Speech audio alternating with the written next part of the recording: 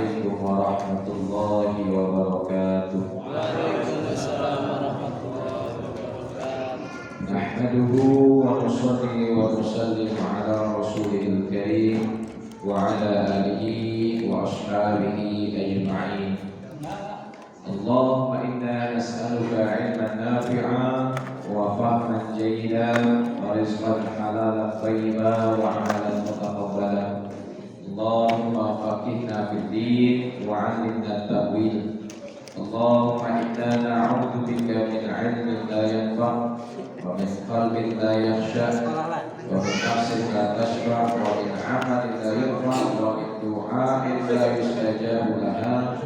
Rabbana zidna 'ilman warzuqna fahma. Amin ya rabbal alamin. Amma ba'du. Para jamaah hadirin wal hadirat yang dimuliakan Allah Subhanahu wa taala, alhamdulillah Allah memudahkan langkah kita, memberikan kita kesempatan dan menyehatkan badan kita untuk sama-sama meningkatkan ibadah ketakwaan kepada Allah Subhanahu wa taala. Mampunya kita berkumpul pada malam hari ini bukan karena kemampuan diri pribadi.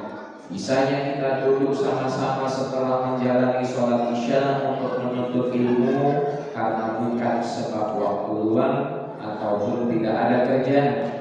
Tetapi semua kebaikan ini Allah Ta'ala berikan kepada kita dan menandakan cinta Allah kepada seorang hamba. Nabi Muhammad SAW bersabda, "Man yuridillahu bihi khairan yufaqihu fid-din." Barang siapa yang Allah kehendaki kebaikan pada diri seseorang, maka Allah akan fahamkan dia di dalam agama. Hadis riwayat muttafaqun alaih. Banyak orang di pagi subuh tadi dan besok subuh mereka mampu mengayuh sepeda berkilo-kilo jaraknya, tapi belum tentu mampu melangkahkan kaki ke masjid yang hanya beberapa meter dari rumahnya. Banyak di pagi Sabtu dan Minggu yang mampu berjam-jam untuk jogging, tetapi belum mampu duduk di majelis ilmu walaupun tidak sampai 1 jam. Jadi kemampuan yang kita punyai, mudah kita dalam beribadah ini adalah nikmat yang diberikan Allah Subhanahu wa taala. Setelah nikmat harta, nikmat keluarga, nikmat pekerjaan, kesehatan, ada yang paling besar nikmat tersebut dan sangat agung, yaitu nikmat dalam amal agama. Para jamaah hadirin wal hadirat yang dimuliakan Allah Ta'ala, amal agama harus disertakan dengan niat. Penting sekali kita mempelajari niat di dalam setiap amal ibadah.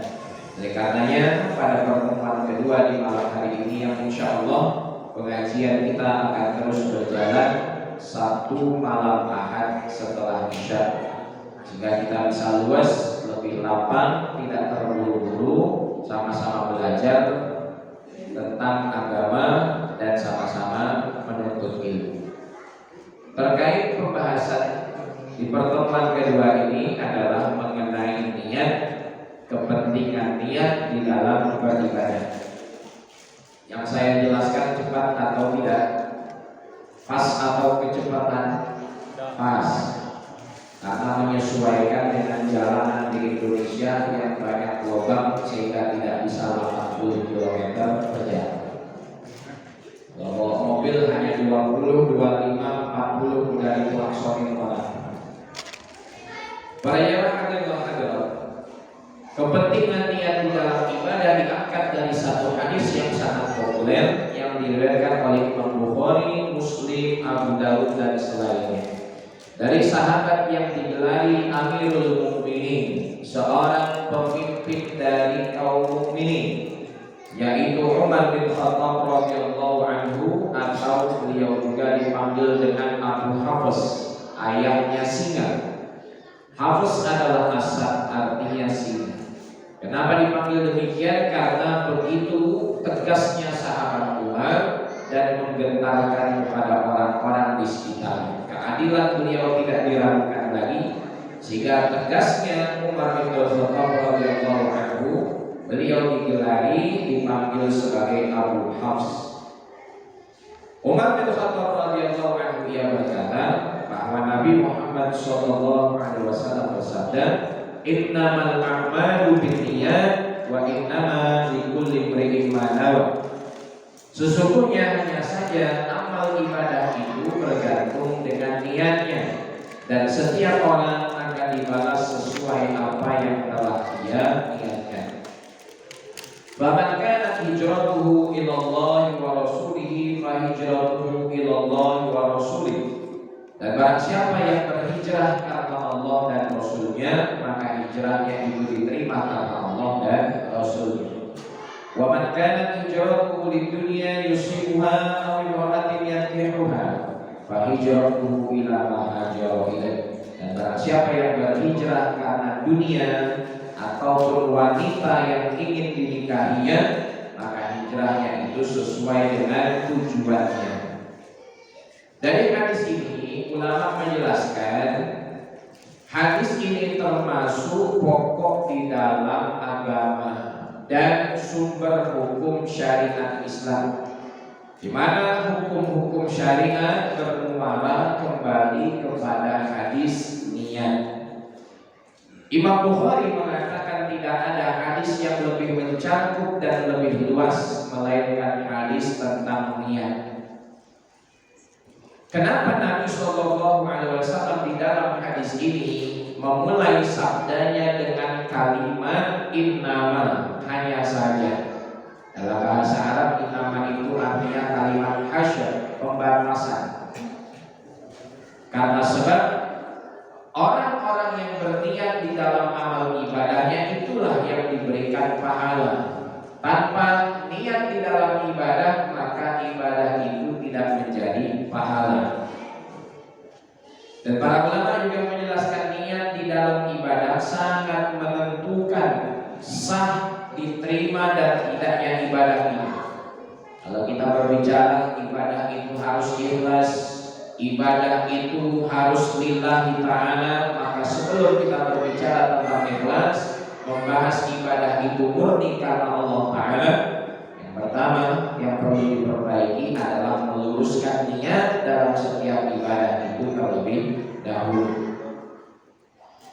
Jadi sehingga niat di dalam ibadah benar, kita akan mendapatkan penerimaan ibadah sah menurut syariat. Ketika niat itu baik, maka mudah menghadirkan keikhlasan, karena ikhlas itu buah dari niat kita yang benar dalam beribadah kepada Allah.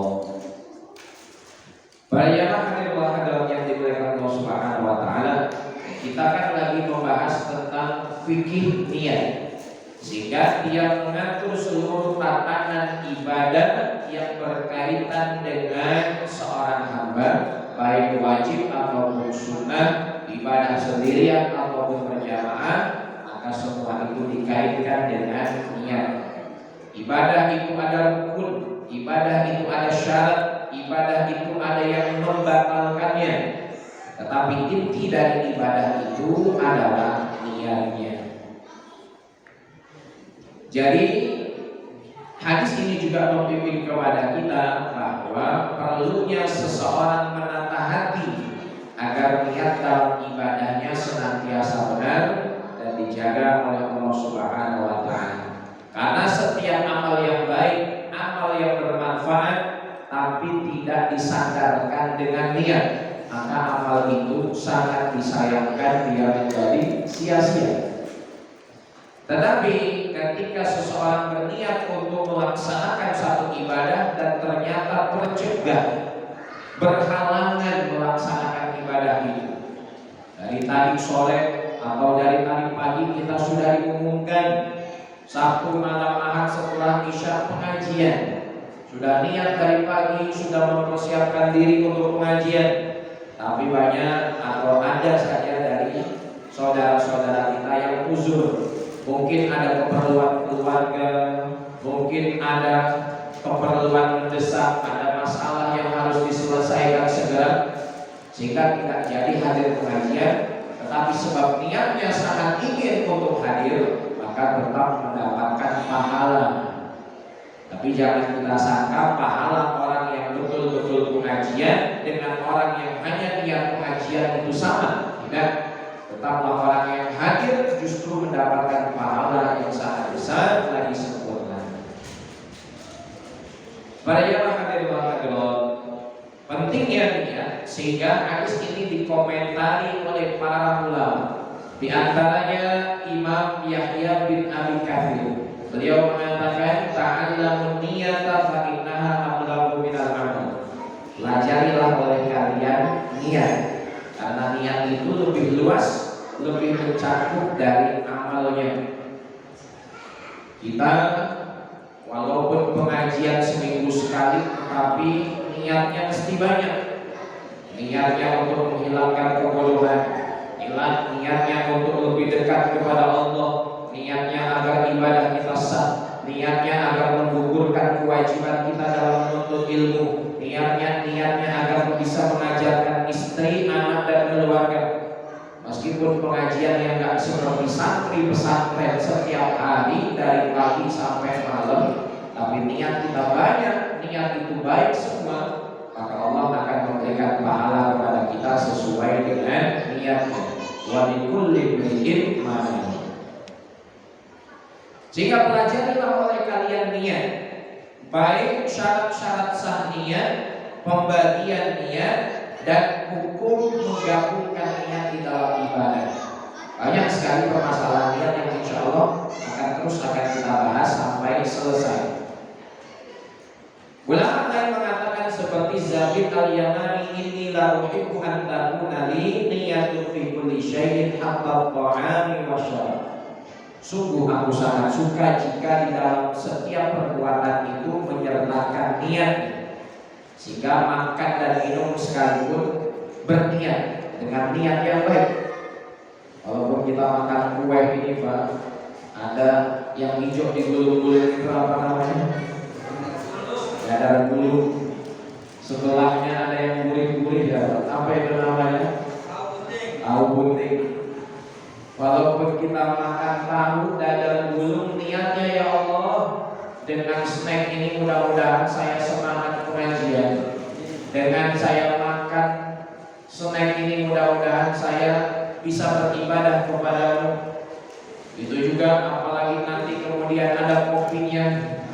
Ya Allah, dengan kopi ini jadikan saya melek pengajian setiap malam minggu setelah Isya. Maka kopinya berpahala, makan kuenya berpahala. Karena apa? Karena dijadikan untuk sarana pembantu ibadah. Tapi kalau kopinya itu ya Allah biar saya main gapletnya kenceng, kalau kopinya itu biar bisa semangat nonton bola ya sesuai dengan niatnya, maka terkadang minum kopi itu menjadi sunnah karena niatnya baik, dan terkadang minum kopi itu haram karena untuk kejahatan. Makan minum itu kan perkara yang mubah. Mubah itu apa sih definisinya? Ulama fikih jelaskan mubah itu dikerjakan berpahala, dikerjakan tidak berdosa, tidak berpahala, ditinggalkan tidak berdosa. Ya boleh-boleh saja orang makan minum. Itu juga seperti tidur, istirahat, boleh-boleh saja orang istirahat. Tapi kalau tidurnya siang tidur, kenapa Pak tidur siang? Agar mudah bangun tahajud. Meskipun faktanya sering tidur siang terkejut juga. Tapi kita niatkan untuk ibadah, maka tidurnya berpahala, makan minumnya berpahala. Coba kita bayangkan jamaah hadirin hadirat. Kalau sehari saja kita tidur 6 sampai 8 jam, umur kita sudah 60 tahun lebih.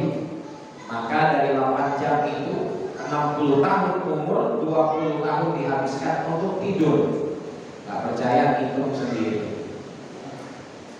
Nah 20 tahun untuk tidur itu, kalau cuma mau menghilangkan capek, kalau tidur itu hanya sebagai kebiasaan, maka tidur kita itu ya maaf gak dapat apa-apa. Tapi kalau kita tidur sebelumnya dengan berwudu, tidur sebelumnya membaca surat-surat yang dianjurkan oleh Rasulullah SAW, kemudian mau tidur niat untuk bangun tahajud dan lain sebagainya, tidur kita jadi ibadah. Tapi jangan disalahgunakan tidur ini dengan dengan dalih ibadah. Puasa Ramadan pagi tidur, siang tidur, sore tidur. Kenapa Pak? Lagi ibadah. Kan banyak ibadah yang lain. Maksudnya tidur kita pun bisa bernilai pahala. Padahal itu kan hanya kebiasaan orang. Tiap hari yang istirahat, tiap hari yang tidur. Imam Ibnu Mubarak berkata, "Rubba amalin shaghirin tu'azzimu niyah, wa rubba amalin kabirin tusaghiru niyah." Banyak ibadah yang kecil tapi pahalanya besar sebab niat, dan banyak ibadah yang besar tapi pahalanya kecil bahkan hilang sebab niat. Ibnu Mubarak ini salah satu guru dari Imam Al-Bukhari, Muhammad bin Ismail bin Ibrahim bin Mughirah bin Bardisbah Al-Bukhari. Imam Bukhari itu siapa? Gelarnya Amirul Mukminin fil hadis, pemimpin ulama hadis ya Imam Bukhari. Kalau ada satu hadis Nabi yang Imam Bukhari itu nggak tahu, maka itu bukan hadis. Tidak sama kita. Kalau kita nggak tahu hadis Nabi ya karena kita memang nggak belajar, belum berilmu. Tapi kalau ada satu hadis Nabi yang Imam Bukhari kok nggak tahu itu hadis Nabi, maka itu bukan hadis. Betapa pakar dan menguasai Imam Bukhari di dalam bidang hadis. Imam Bukhari berhasil karena sebab kesuksesan gurunya. Gurunya bernama Ibnu Mubarak. Nah, ngomong-ngomong, gurunya Imam Bukhari itu berapa orang? Dijelaskan dalam kitab Tabaqat Syafi'iyah Al-Mughni oleh Imam As-Subki. Guru Imam Bukhari itu 1.500 orang lebih. Guru kita dari SD sampai sekarang 100 orang gak nyampe Pak. Guru baru belasan bahkan hitungan jari kok kita berani nyalahin orang. Alhamdulillah ini berani. Ibnu Mubarak berkata, terkadang atau banyak amal yang kecil tetapi pahalanya besar sebab niat, dan banyak amal yang besar tapi pahalanya kecil sebab niat. Contoh, hari Jumat sholat amal lewat. Sebenarnya kita mau sedekah 100.000, ada uang 100.000, tapi banyak kebutuhan, anak sakit harus beli obat, belum lagi beli bensin untuk kerja nanti, akhirnya yang keluar cuma 10.000. Tapi dari 10.000 itu kita niat, ya Allah, mudah-mudahan dengan 10.000 ini bisa bantu pengajian di masjid, mudah-mudahan bisa bantu meringankan bayar listrik airnya, mudah-mudahan dengan 10.000 ini mendatangkan kebaikan ke masjid yang aku infakkan. Maka sebab niat kita itu banyak, meskipun kuantitas ibadahnya kecil, sedikit, tetap dapat pahala yang jauh lebih besar dibandingkan ibadahnya. Tapi kalau ada orang yang ibadahnya besar, katakan bangun masjid, luar biasa besar pahalanya. Kemudian bangun pesantren, bangun jalan untuk memudahkan masyarakat, bangun siring agar tidak banjir, tapi niatnya ya cuma bangun aja, maka udah habisnya besar, tapi pahalanya tidak sebesar ibadahnya. Maka ulama sampai menulis satu kitab yang berjudul Niat. Bahkan di dalam setiap aktivitas kita, keseharian kita pun jangan lupa untuk berniat. Contoh, biasanya setiap suami pergi kerja. Kerja itu niatnya apa? Mau cari uang, ngasih istri, ngasih anak. Kerja itu niatnya apa? Untuk agar tidak dihina orang lain. Kerja itu niatnya apa? Untuk membahagiakan istri dan anak. Maka sesuai niat itu saja yang kita dapat. Tapi kalau kerja kita niatkan untuk ibadah, agar tidak minta-minta karena itu perbuatan yang tidak baik, kemudian kita bekerja juga dijadikan ibadah sehingga kita tidak mengambil kecuali yang halal, kerjaan tidak menghalangi kita untuk datang ke majelis ilmu, sholatnya tetap online, tidak masbuk apalagi kesiangan, maka kerjaan itu akan menjadi ibadah. Kalau dari pagi sampai malam hampir 24 jam jadi ibadah. Jadi meskipun amal yang kita kerjakan dikit, katakan sholat sunnah kita itu cuma qabliyah ba'diyah, duha juga kadang-kadang, tahajud juga jarang-jarang, witir setelah Ramadan banyak ditinggalkan. Tapi niat kita dengan ibadah itu untuk mendekatkan diri kepada Allah, niat yang banyak yang baik, maka dapat banyak pahala. Berayalah hati hadirat yang dimuliakan Allah. Kedudukan niat ini seperti ruh di dalam sebuah jasad. Ada orang meninggal, jasadnya ada tapi ruhnya nggak ada, nggak bisa ngapa-ngapain, memberikan manfaat juga nggak bisa. Ada ruh tapi tidak ada jasad, maka bapak-bapak nggak akan bisa melihat satu sama lain, karena ruh itu akan terasa apa dia dibalut dengan jasad. Nah, sedangkan ibadah yang kita lakukan wajib ataupun sunnah, ibadah sendirian ataupun berjamaah, seperti sholat, puasa, baca Al-Quran, ibadah itu tidak diniatkan, maka tidak dapat manfaat apa-apa. Maka Nabi SAW pernah bersabda tentang puasa. Beliau katakan, "Rubba shaimin laisa lahu min siyamihi illa al-ju'i wal maus." Berapa banyak orang yang puasa tapi tidak dapat apa-apa kecuali lapar dan haus saja. Orang kerja sebulan, datang ke satu perusahaan, tiba-tiba dia ngepel, dia nyapu. Setelah 1 bulan menghadap ke bos perusahaan itu, dia bilang, "Pak, gaji saya." Bos perusahaan itu bingung, "Anda siapa?" "Saya kan yang setiap hari nyapu ngepel. Kapan daftar kerja di sini?" Maka kita sudah kerja 1 bulan gak dapat gaji. Orang yang ibadah gak berniat, ibadahnya tidak sah. Orang yang ibadah salah niat, maka bisa jadi dosa. Contoh, nikah itu ibadah bukan, Pak? Tergantung niatnya. Kalau niat nikah itu cuma mau punya teman ngobrol agar punya anak keturunan, ya niatnya itu.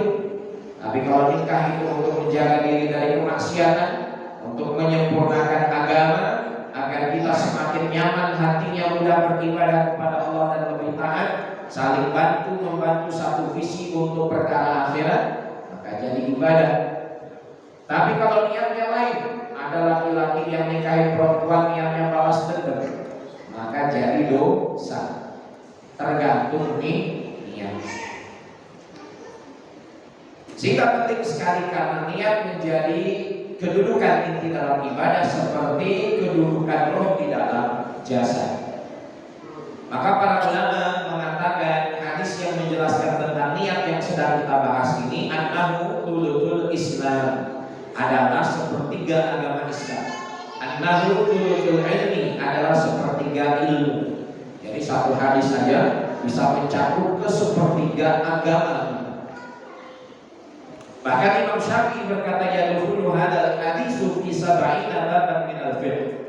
Hadis yang menjelaskan tentang niat ini masuk ke dalam 70 lebih pembahasan fikih. Salat perlu niat, puasa perlu niat, zakat perlu niat, haji perlu niat. Ibadah apa yang enggak perlu niat? Enggak ada. Semua ibadah pada umumnya perlu niat.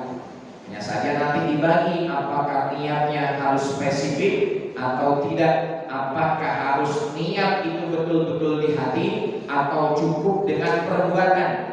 Itu pembahasan selanjutnya. Bila sampai sini, hadirin wal hadirat, tentang pentingnya niat. Menjadi perbedaan pendapat ulama apakah niat termasuk syarat sahnya ibadah atau kesempurnaan ibadah. Sebagian ulama seperti ulama-ulama Syafi'iyah dan diikuti oleh mayoritas bahwa niat itu syarat sahnya ibadah. Dan menurut Imam Abu Hanifah dan beberapa ulama yang mengikuti bahwa niat itu kesempurnaan ibadah saja. Dan ada orang yang mengklaim atau orang yang komplain, "Ustaz, dari rumah saya mau ke masjid itu kan jelas-jelas mau sholat. Kenapa kok mau takbir harus niat lagi? Saya dari rumah mau ke Mekah jelas-jelas untuk haji dan umrah, tapi sampai Mekah kenapa harus niat lagi?" Jadi niat itu ada dua, ada yang disunnahkan, Yang disunahkan sebelum beramal kita niat dalam hati untuk amal tersebut pada waktu yang ditetapkan kita akan melaksanakannya. Yang kedua, niat yang wajib adalah yang mengesahkan amal tersebut. Nah, apa sebenarnya niat itu sehingga begitu penting untuk dibahas? Maka ulama membuat kaidah atau rumus tentang niat. Ada 7 bagian niat yang menjadi rumus dalam memahami niat. Kata ulama dalam syairnya, haqiqatul hukmun mahallul wa zaman, kaifiyatun syartun wa maksudun hasan. Ada 7. Yang pertama kita bahas hakikat niat. Apa sebenarnya niat itu?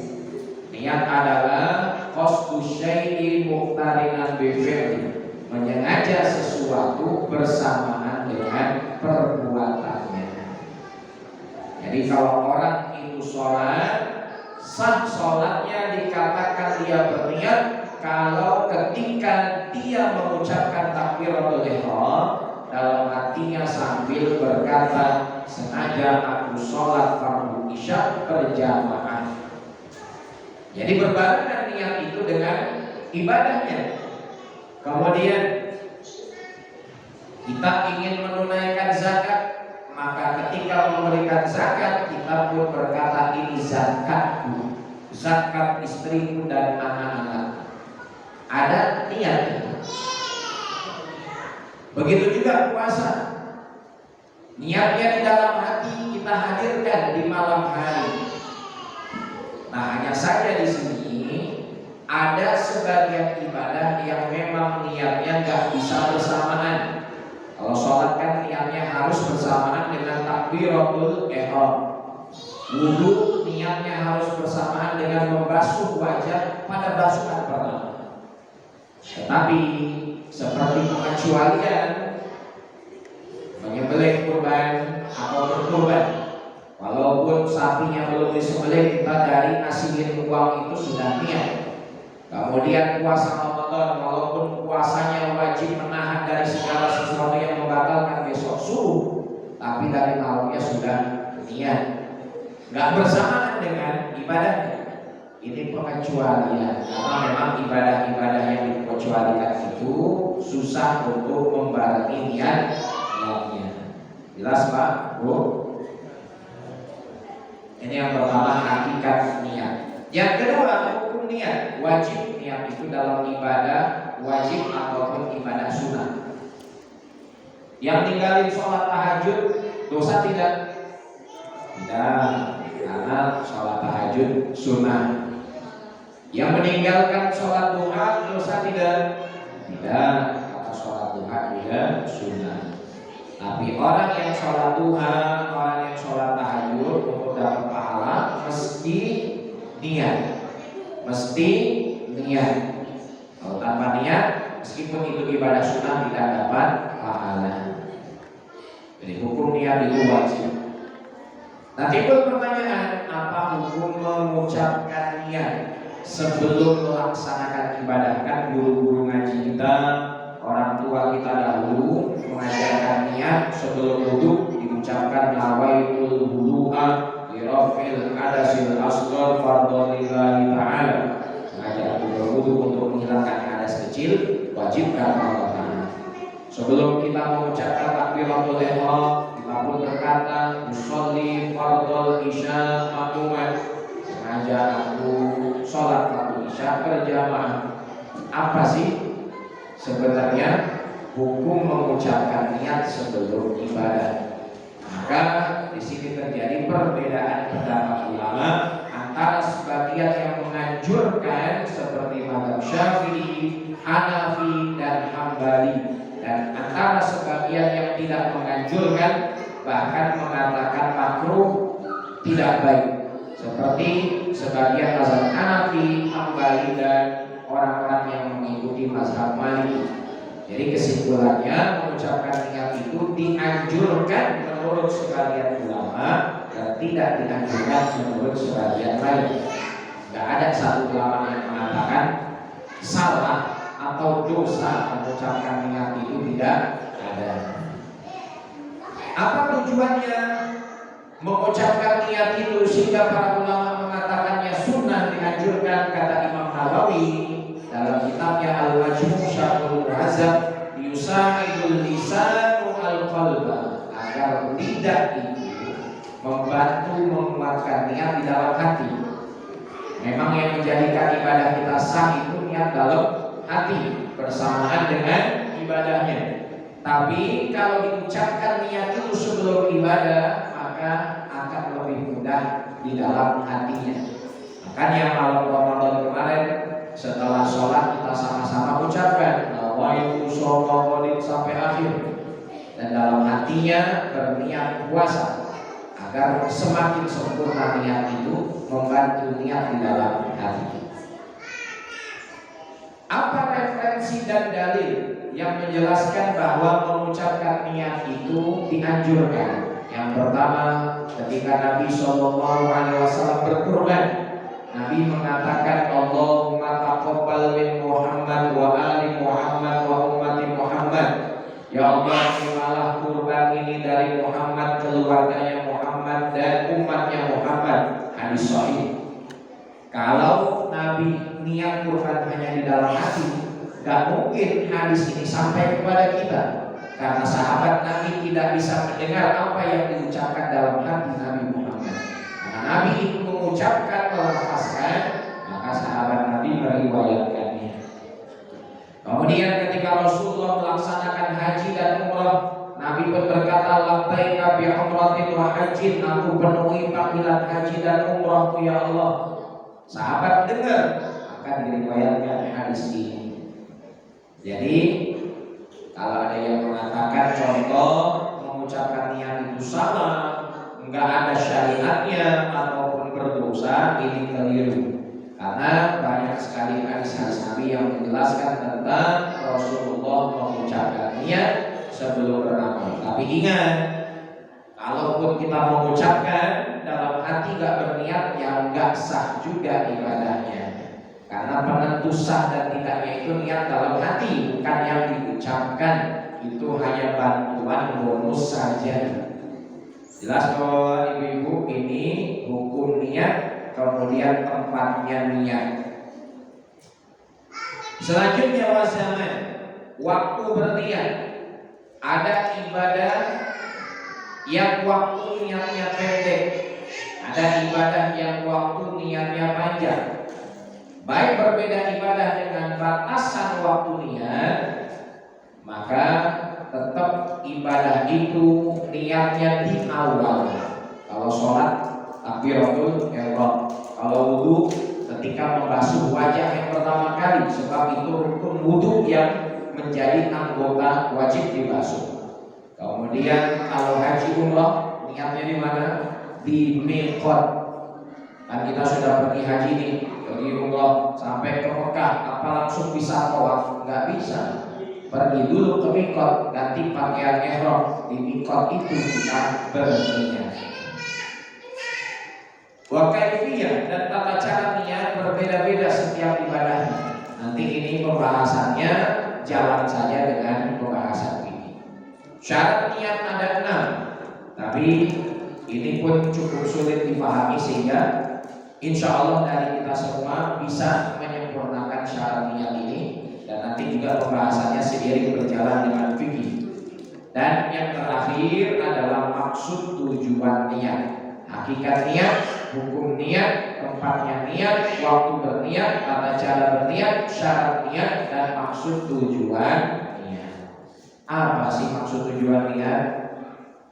Maksud tujuan niat itu kata ulama tamyizul adat anil ibadah, untuk membedakan mana yang kebiasaan, mana yang ibadah. Kita makan minum ini kebiasaan saja, kan setiap hari ya Pak, kita makan sarapan siang malam, jadi kebiasaan. Tapi ada orang yang bangun di subuh hari, dia makan jadi ibadah karena niat untuk sahur. Makannya sama, tapi yang satu kebiasaan, yang satu ibadah. Ada orang yang masuk masjid tidur-tiduran, yang itu menjadi kebiasaan, apalagi kalau masjid dekat kantor, masjid dekat pasar, habis zuhur itu ngadem dia. Tapi ada orang yang tidur-tiduran dalam masjid dia ngadep, dia dapat pahala. Sebab apa? Ketika masuk ke dalam masjid dia berniat nawaitul i'tikaf fi hadzal masjid sunnatan lillahi ta'ala. Sengaja aku niat i'tikaf di dalam masjid ini sunnah karena Allah Ta'ala. Makanya di masjid atau musola Malaysia, di pintu masjidnya selain ada doa masuk dan keluar masjid, ada juga doa i'tikaf. I'tikaf ini kan gak terbatas Ramadan aja. Masuk masjid lama ataupun sebentar, kita niat i'tikaf. Bahkan walaupun hanya untuk sekedar mengucapkan subhanallah, kita pun dianjurkan niat i'tikaf. Orang yang niat i'tikaf di dalam masjid kemudian dia tidur tadi ngadem, tetap jadi pahala. Apalagi sambil baca Quran, zikir, maka pahalanya double dari orang yang baca Quran dan zikir tidak berniat i'tikaf. Jelas bapak-bapak, ibu-ibu? Maka maksud tujuan niat adalah untuk membedakan mana kebiasaan, mana ibadah. Tiap hari kita mandi tidak? Mandi. Tapi mandinya kebiasaan. Ada yang setelah hubungan suami istri mandi tidak? Mandi. Mandinya dengan kebiasaan sama tidak? Sama. Sama-sama pakai air, pakai sabun, pakai sabun. Tapi yang satu mandi pagi sore kebiasaan, yang satu mandi wajib adalah ibadah, bukan kebiasaan. Apa yang membedakan? Yang membedakan niatnya. Maka kalau mau banyak dapat pahala, sering-sering mandi wajib. Pada jamaah yang dimuliakan Allah Ta'ala, begitu seterusnya tentang niat. Tapi ada ibadah yang memang tidak perlu niat, hanya langsung berbuat sudah menjadi ibadah. Tadi kan maksud tujuan ibadah untuk membedakan mana kebiasaan, mana ibadah. Ada ibadah yang tidak serupa dengan kebiasaan, seperti baca Quran. Baca Quran itu jelas-jelas ibadah, karena kebiasaan tidak ada baca Quran. Zikir jelas-jelas ibadah, gak ada orang yang ngobrol zikir. Pak, apa kabarnya? Dijawab dengan subhanallah, subhanallah. Gak ada. Maka zikir gak perlu niat, baca Quran gak perlu niat. Ambil, baca, udah jadi ibadah. Kadang memang ada juga yang berniat, nawaitu qiraatul Quran. Sengaja aku baca Quran karena Allah. Yang enggak baca Quran niat begitu, baca langsung saja menjadi ibadah. Nawaitu zikra lillahi ta'ala, sengaja aku berzikir karena Allah. Ya ucapin aja subhanallah, alhamdulillah, Allahu akbar, otomatis jadi ibadah. Karena dia enggak serupa dengan kebiasaan. Ini para jamaah hadirin Allah yang dimuliakan Allah Subhanahu wa taala, 7 bagian yang menjadi rumus untuk memahaminya. Kemudian hati-hati dengan niat ini, karena salah berniat akan salah hukumnya. Seperti biasa yang terjadi di hubungan rumah tangga itu, mudahnya seorang suami mengucapkan cerai kepada istrinya sebab marah ataupun bercanda atau bahasa gaulnya ngeprank. Kalau ada suami yang mengatakan aku cerai kamu kepada istrinya, otomatis jatuh cerai walaupun dalam hatinya enggak niat, walaupun dia bercanda, karena jelas-jelas nafasnya menunjukkan kepada perceraian. Lagi marah, lagi emosi, capek, berantem, aku ceraikan kamu, jatuh cerai. Ini termasuk talak shar'i, perceraian yang kalimatnya jelas tidak butuh niat dari pelakunya. Maka hati-hati, jangan sampai walaupun perang dunia ketiga mengucapkan cerai. Tinggal angkat bendera putih, nggak sanggup, ampun. Yang kedua, dia tidak mengucapkan cerai, marah sama istrinya, dia katakan keluar kamu dari rumahmu. Marah sama istrinya, dia katakan balik kamu ke rumah orang tua kamu. Nggak ada kata-kata cerai ya, tapi dalam hati dia berniat aku ceraikan saja dia. Maka jatuh talak. Udahlah, cerai kita sekarang, meskipun dia niat dalam hati, nggak sampai ucapan. Ini namanya talak kinayah, perceraian dengan ungkapan sindiran. Sehingga pada yang kedua ini butuh niat dari pelakunya. Kalau cuma marah-marah aja nggak jatuh cerai, tapi kalau dalam hatinya bercerai, aku ceraikan atau kita pisah, maka bisa jadi talak. Jadi permasalahan di rumah tangga terkait ini penting untuk kita luruskan. Dan yang terakhir adalah untuk senantiasa mengecek niat kita. Niat itu perlu diluruskan sebelum amal, ketika beramal, dan setelah beramal. Ada orang yang sebelum beramal ini mau masuk waktu kurban, kemudian dia katakan, kalau saya beli sapi limosin pasti banyak orang yang muji. Kalau saya beli sapi limosin harga 50-100 juta pasti banyak warga yang suka sama saya. Akhirnya sebelum beramal niatnya bukan karena Allah, hanya untuk pujian sanjungan, habis pahala. Jadi sebelum kita sholat, sebelum kita zakat, sebelum kita kurban, sebelum kita berangkat haji atau umrah, luruskan niat. Yang kedua, ketika beramal, lagi sholat, niat karena Allah Ta'ala. Sampai di rakaat kedua, rupanya sebelah dia mertuanya datang sholat. Biasa sholat sunnah 2 rakaat qobliyah nggak sampai 1 menit, karena ada mertua di sebelah, nggak ruku-ruku, nggak sujud-sujud, panjang amat sholat. Mertuanya ini soleh juga menantu saya. Ya memang mau dipuji mertua, maka sholatnya hilang pahala sebab ketika beramal salah niat. Apalagi lagi nyium Hajar Aswad sambil selfie, itu mah habis benar pahala. Nyewa orang untuk bantu masuk Hajar Aswad, mau nyium sambil selfie. Maka ada seorang ulama Saudi yang mengomentari kita, kok jamaah haji umroh Indonesia kerjanya foto-foto aja. Nah, ini perlu kita luruskan niat kita. Walaupun boleh saja foto-foto, takut berlebihan niat kita salah. Apalagi kalau udah masuk media sosial. Karena iman kita ini lemah dan fitrahnya manusia suka dipuji, maka kita hindari hal-hal yang bisa menghanguskan pahala kita.